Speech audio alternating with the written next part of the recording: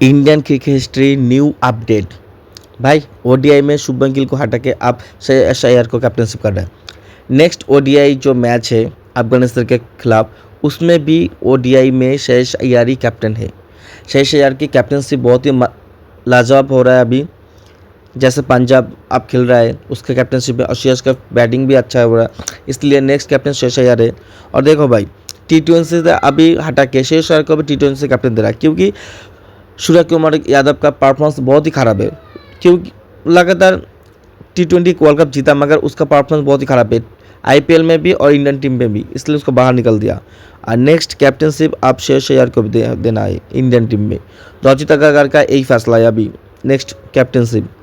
भाई देखो भाई नेक्स्ट कैप्टनशिप अब श्रेयस अय्यर ही रहेगा ओडीआई में, वर्ल्ड कप में रोहित शर्मा नहीं रहेगा। देखो भाई 3 चॉइस है बीसीसीआई के पास न्यू कैप्टन, श्रेयस अय्यर, शुभमन गिल और ऋषभ पंत। मेरा फर्स्ट चॉइस श्रेयस अय्यर है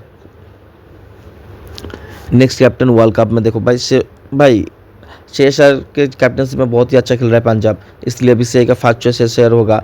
लखनऊ भी खत्म हो गया भाई। आप लोगों को क्या लगता है श्रेयस अय्यर कैप्टन होगा क्या नहीं? प्लीज़ कमेंट में जल्दी जल्दी बताओ।